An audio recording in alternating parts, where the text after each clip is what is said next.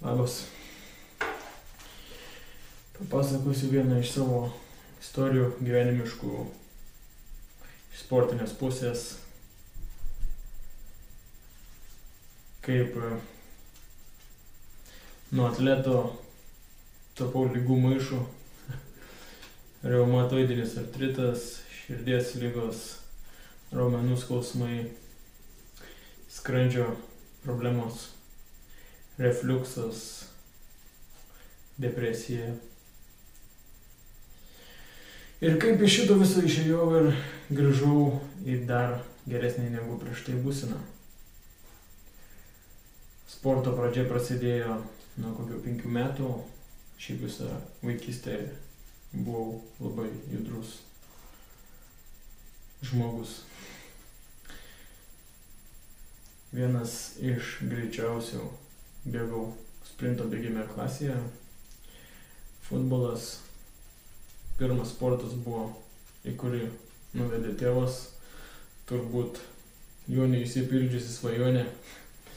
Nežinau, galbūt ir ne, tiesiog, kuri truko vieną dieną, tuom ir baigėsi. Nelabai prilipo man.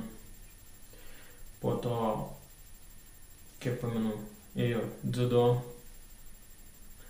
patėjo. Paprašiau, kad nuvestų ir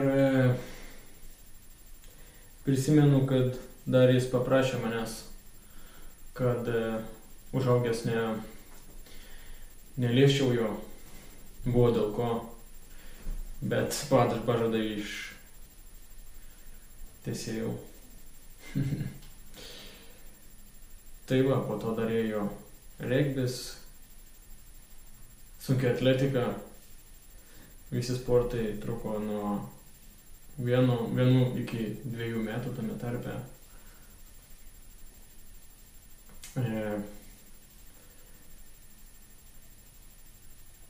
Jo, kas po to. Po to tėvas, kiek pamenu, išsivežė į Airiją. Ten irgi štangos, hanteliai namuose buvo sudėti, nupirkti. Kažkiek judėjau, kiek galėjau. Ir po to, nežinodamas ką valgyt ir kiek valgyt, priaugau tikrai nemažai svorio. Bet grįžus į Lietuvą, kažkaip vos ne savaime susitvarkė, kad 20 metų, tai ką ten, biškį daugiau pabėgiojau, palakščiau, kažką šiek tiek prisižiūrėjau ir viskas kaip ir pusiau susitvarkė. Jo, po to visą laiką, kiek pamenu, eidavo krosas prie viso šito, nesunkia atletika, bet sporto salė, treniruočių salė, sunkumo kilnojimas.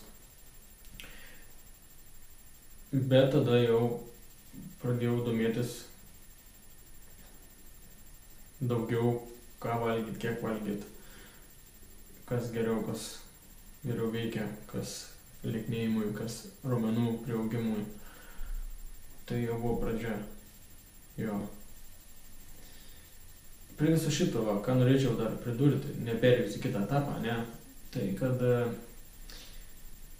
pažiūrėjus atgal su dabartinė psichologija, tai 100% trūko pasitikėjimo, dėl to nepasiekiau,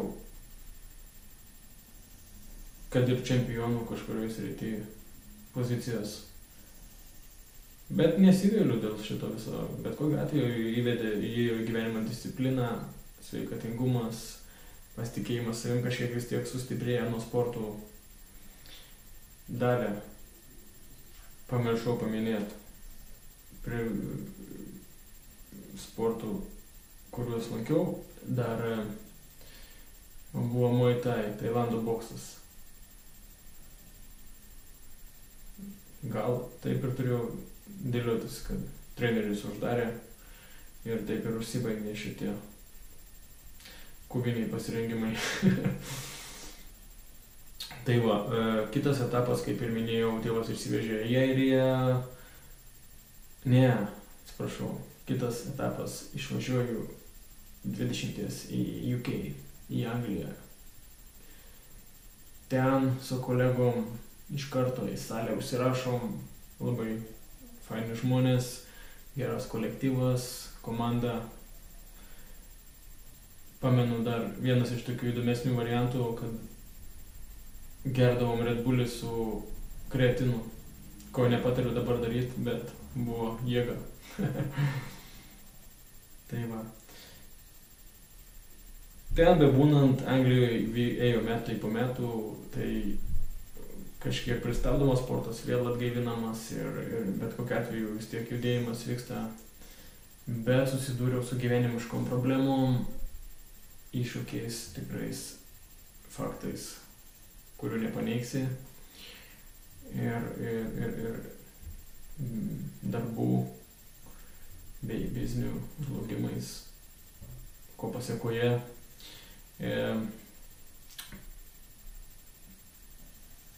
iš stresų, iš visų nemiegojimų atėjo ligos į mano gyvenimą. Iki tokio lygio, kad nebegalėjau iš viso pasportuoti. Vos tik kažką padarius, skausmas, atsistatymas, raumenų skausmai, prasidėjo ir be sporto, net širdies permušimai, skrandžio problemos, viskas vienu metu taip užgriuvo, kad ir depresija prie to paties, bet čia kita tema bus apie depresiją, apie prasmybę ir visus kitus dalykus, jeigu įdomu, galėsit pažiūrėti. Tai jau net nebeturėjau vilties ir buvau ne tik kad daktarų diagnozuotas reumatoidinio artrito, bet ir paties savęs nusistatymas, kad viskas gyvenime, viskas jau čia sąnariai suiro, sporto nebebus ir taip toliau, kas mane privertė dar daugiau domėtis ir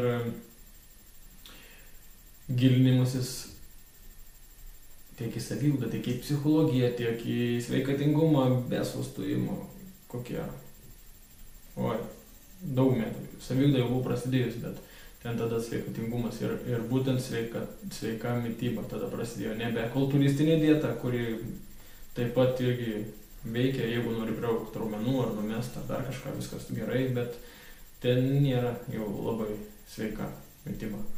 Nesvarbu, čia kita tema platesnė, jo, neįsiplėsim. Tai va, kas ten dar iš šitų dalykų, jo, tai va, kokius gal metus laiko, gal 2 metus, taip, kapščiausi iš šitų ligų, ieškojau atsakymų, seminarai, mokymai, daktarai, prisimenu net sveikatimų ekspertą buvau pasisamdęs apie 600, man atrodo, už 4 valandas sumokėjau. Daug jau žinojau, bet tikrai padėjo.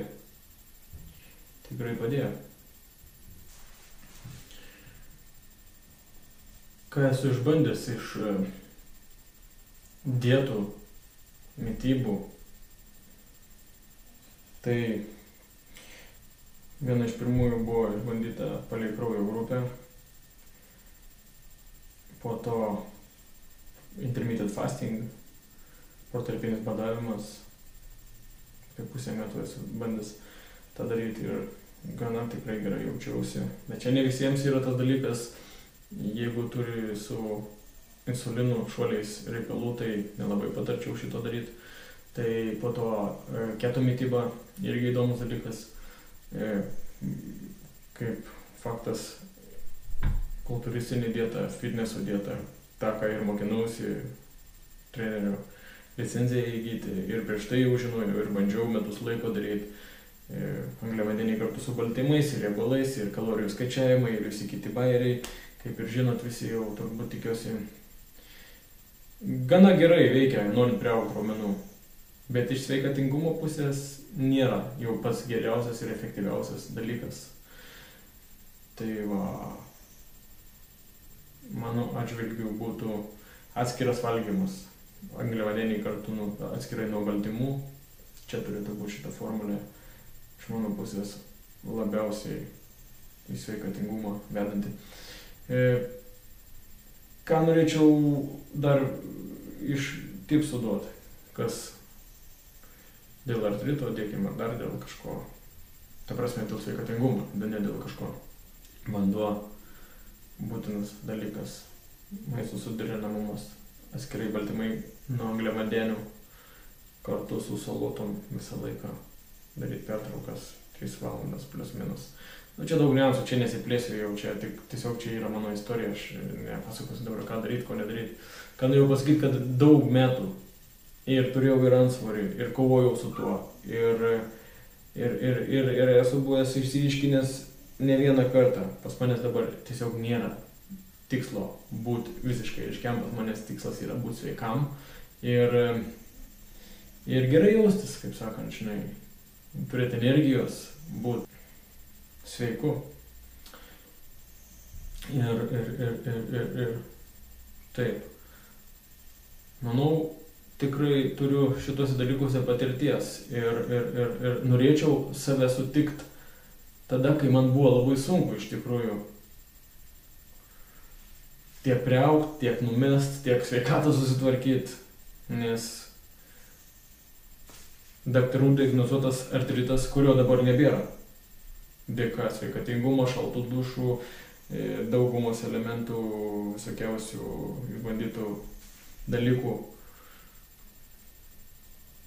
Tikrai praeitas ilgas kelias ir sunkus ir labai daug niuansų susideda į tai. Tai va, tokia mano, pabandžiau sutalpinti į trumpesnį video istoriją. Tai va, good luck, brothers. Linkiu gero gyvenimo, sveikatos. Susitiksim, jeigu kažkam kyla klausimų ar kokių tai norų padirbėti kartu, tai galit parašyti, jeigu kažkam įdomu. Iki.